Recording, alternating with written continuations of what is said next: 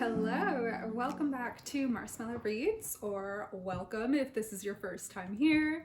I'm Marcy, and today I have 10 back to school recommendations for you. So these are all books that either take place in a school or they like focus around school life, that kind of stuff. And I just thought it'd be fun to compile a back to school list. Why not?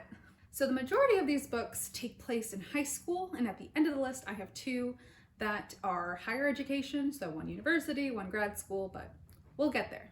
First up is On a Sunbeam by Tilly Walden. I will not stop recommending this graphic novel for good reasons. It is so pretty, the story is so heartwarming and heartfelt and intense, and so many warm feelings around this book. But anyway, this is a book about Mia, our main character, who joins a space crew that go around the galaxy to fix these broken down structures and return them to their original beauty, most of the time. As Mia gets to know this new crew of hers, the story flashes back to this pivotal year in her boarding school life, where she meets and falls in love with this mysterious new student. And as she gets closer and closer with the spaceship crew, she eventually is comfortable enough to reveal her true purposes for joining the crew. And that is to find her long lost love. I can't tell you. It's just, please give it a try. It's available for free online if you can't find it in person for whatever reason, or if you're just curious, like, just look it up. It is stunning. The art itself, I think, is gonna be enough to draw you in, but just check it out. The next one is definitely out of my normal range of reading. So it's a middle grade book. I don't normally read middle grade, but I will make an exception for Nancy Drew. The next one is The Curse of the Black Cat by Carolyn Keene, a pen name of the various authors that write the Nancy Drew stories. And this one, just like, I only read it for the first time like last week, but I played the Nancy Drew video game that it is an adaptation of, and I love that story. The video game is Warnings at Waverly Academy, and it's just, I love this one so much. It's one of the classics, and the visuals are stunning. It like really draws you into that boarding school aesthetic, and I'm gonna play it immediately after I finish filming this video. The Black Cat curses you until the day you die. Thus reads the curse notes found by various students at the exclusive Waverly Academy. Students who receive this curse end up having various pranks pulled on them, or curses. Some examples of these curses include a girl who is the lead in a play wakes up one morning to find her beautiful golden hair completely chopped off the day before the big play is set to open. No good. And then this other girl has her lucky basketball sneakers covered in tar right before the big game, and so on. And these curses or pranks seem to be escalating. And at the headmistress's request, Nancy and her friend George are asked to go undercover as teaching interns at the school to get to the bottom of what on earth is going on here. Who is the Black Cat? And why are they pranking / cursing all of these students? One of the reasons why I love this book so much, and the video game, is because the school itself looks straight up like a medieval castle, and it just checks all of my boxes for spooky school mystery. So if that sounds like it's up your alley, check it out. Do be aware that it is the writing is clearly middle grade, but once you get used to it, it doesn't really disrupt the story. But it's not so bad. It's only like 190 pages. Very easy, quick read. Next we have Ace of Spades by Farida Abike Imide. I loved this book. This is a somewhat new release. It came out this past June, and it just like grabs a hold of you and does not let go for the like entire runtime. I devoured this audiobook in a single day. It was so fun. I do plan on rereading it at some point, like, that good. So in this book, we are mostly following two high schoolers. Devon and Chiamaka are entering their senior year at this prestigious Niveus private academy where money lines the hallways and the students are never less than perfect.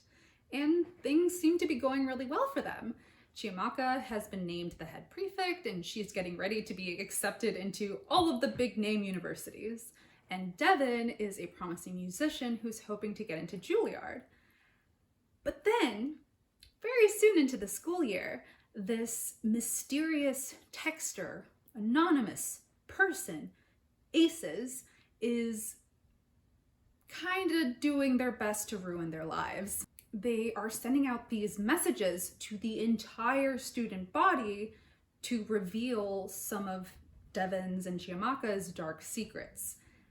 And it's only these two that they're targeting, and you're trying to figure out, along with them, why they're targeting them, how they're doing it, because they seem to be like just all up in their lives, know every little secret. Like, how could a single person do all this craziness?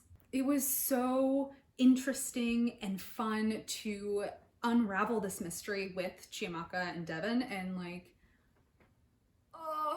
the reasons behind why they're being targeted are pretty intense. It definitely has something to say about institutional racism, and I'll leave it up to you to find out what that means. Next, I have The Poppy War by R.F. Kuang. This is the first book in the Poppy War trilogy, and to be honest, this one only kind of counts as a back-to-school book because only the first half of the first book takes place in an academy, but it still counts.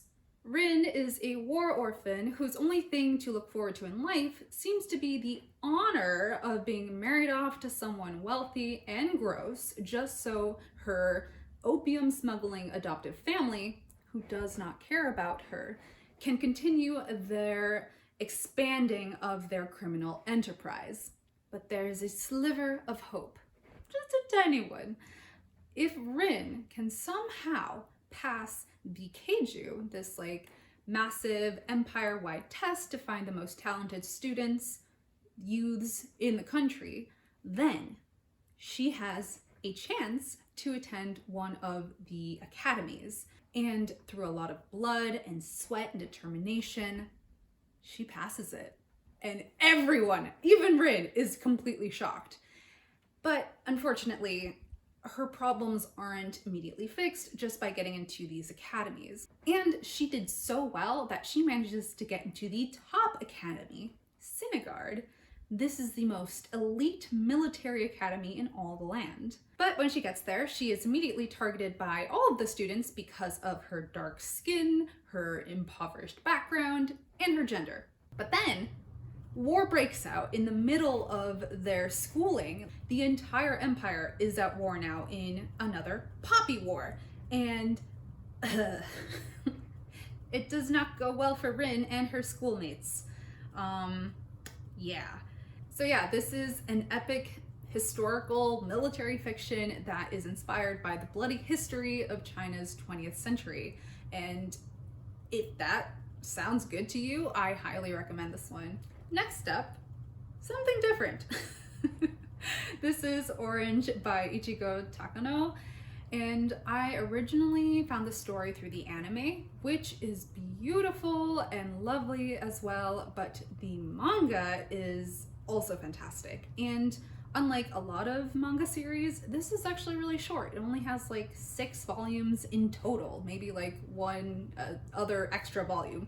But it is a super quick read. I think I managed to read this in 1 or 2 days. So I don't know if that sounds good to you. Get yourself out of reading slump. Try it out. This is also a sci-fi romance. So good.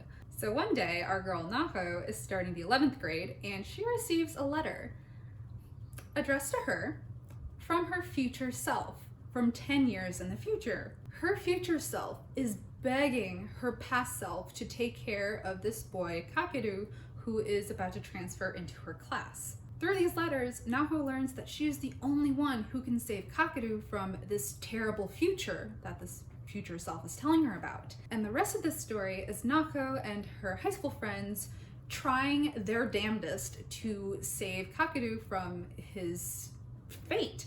And man, this story will definitely pull on your heartstrings. Like, it has a made Marcy ugly cry seal of approval.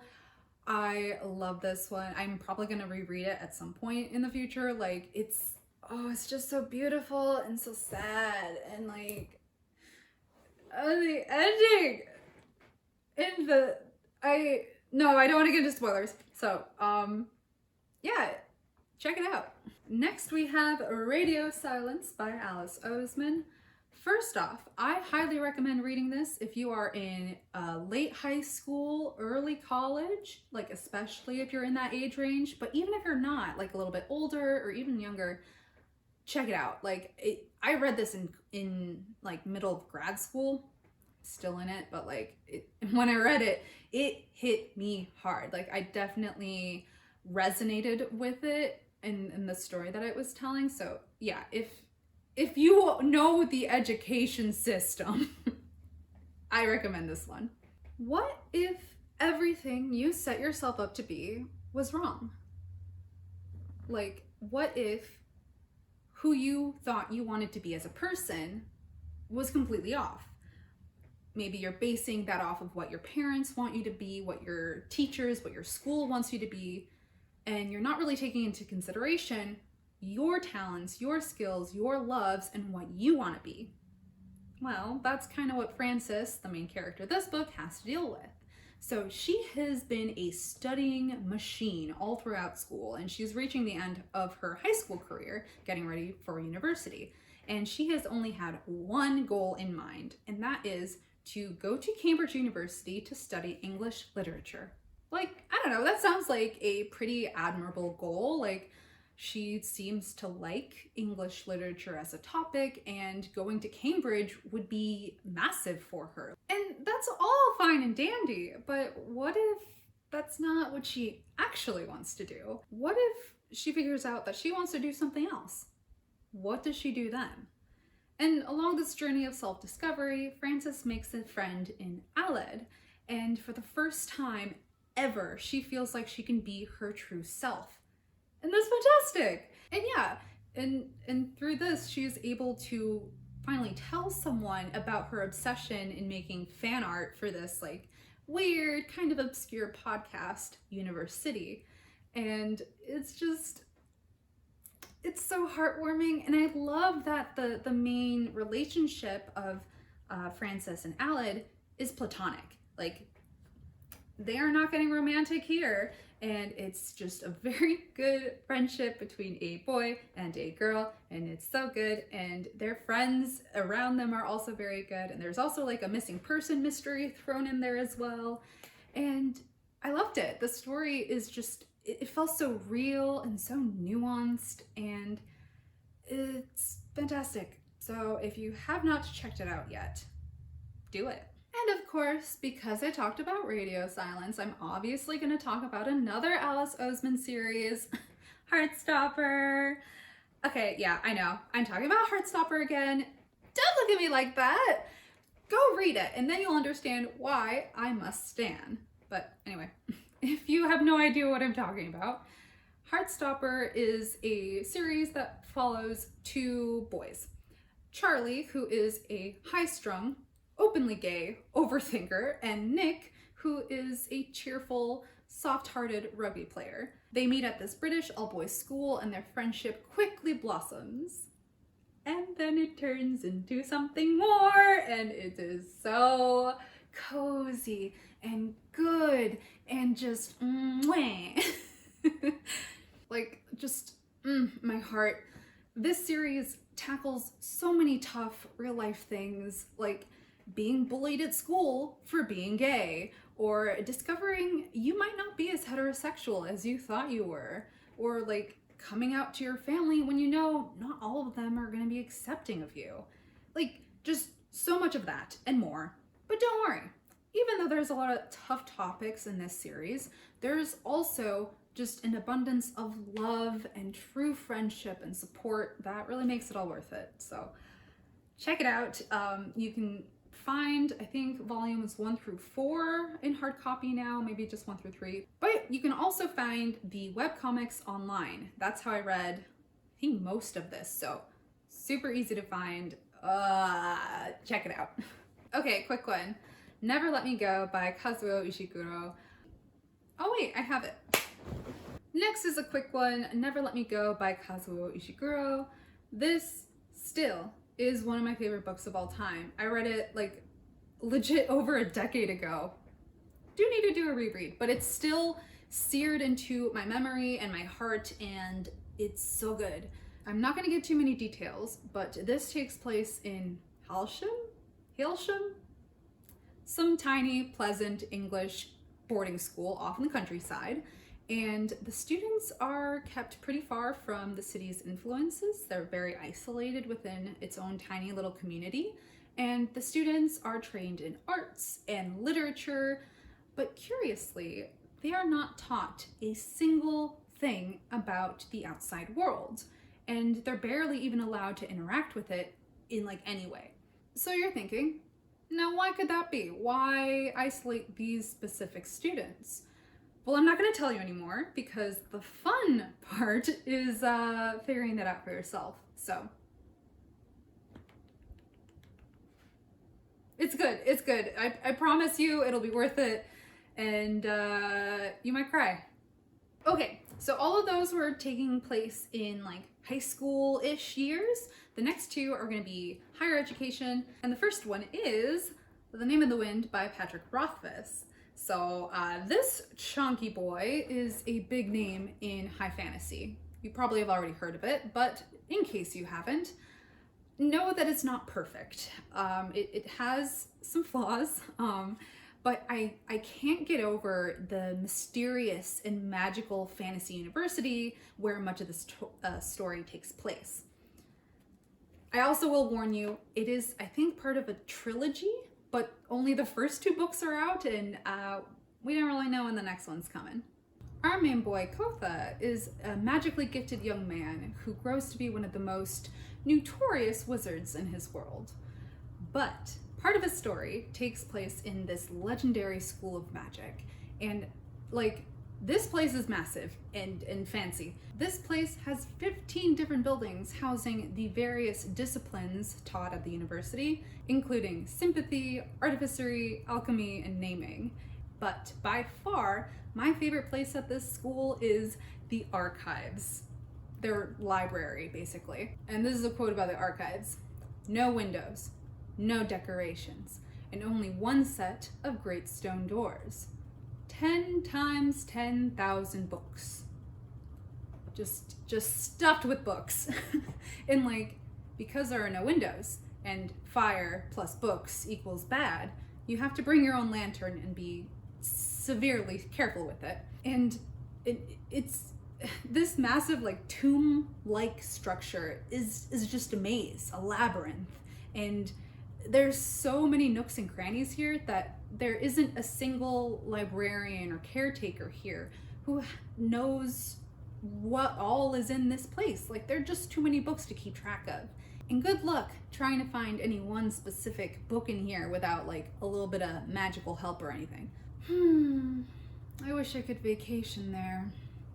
Yeah, I mostly just wanted to talk about the library. And I know Kotha, or however you say his name, was also like a bit of a troublemaker here. Like, I think he got kicked out of the archives for being dumb with a lantern or something, and the professors don't really like him either. I don't know, he's kind of a mess, and that part's fun. I just want to go back to this library. All right, and the last recommendation I have for you today is Bunny by Mona Awad. And I especially resonated with this one because it takes place in grad school. So Samantha is a scholarship student, read outsider and poor, in this highly selective MFA program in New England's Warren University. And she is utterly repelled by the rest of her fiction writing cohort. These are the so-called bunnies. This is a clique of unbearably twee rich girls who call each other Bunny and seem to all move and speak as one. Like, as if they were not separate humans, but rather one collective being. It sounds like a hella awkward writing circle. But then everything changes when the bunnies invite Samantha to their smut salon, which is what they call their like off-campus workshop thing. And Samantha is plunged deep into the bunnies' sinister yet saccharine world, and she begins to take part in their like ritual stuff. And at these smut salons, these workshops, they conjure up monstrous creations in a very witchy way. It's very fun. And soon the edges of reality start to blur for Samantha. It's kind of hard to tell like what's real and what's magic. This is a great tale of the loneliness one can feel when off in grad school, because a lot of the times, and also sometimes for college students, you're off by yourself in a brand new city, in a perhaps brand new area of the country, or even a whole other country, and you're away from your support system, and it's really hard to make friends. And it's this, you know, it talks about the struggle of finding a place where you belong in this new school, and finding true, for real friends who have your back. And it's also really witchy and weird and just a lot of what the fuck kind of moments. Like I had a lot of fun reading this one. Yeah, definitely. Oh, good for spooky season. Now that we're coming up on that, like, hell yeah. All right, that is it for this week. Hopefully you found a new recommendation and had some fun with me and this like back to school sort of idea. If you liked this video, please go ahead and give it a thumbs up. And if you really liked this video, then consider subscribing to my channel. The new semester is starting, so my upload frequency is probably going to go back down a little bit, but I am going to still try to put the best of my energy into these videos and choose ones that I think are going to be the most fun to make and the most fun to watch. So look out for those. All right, I hope you all have a great week.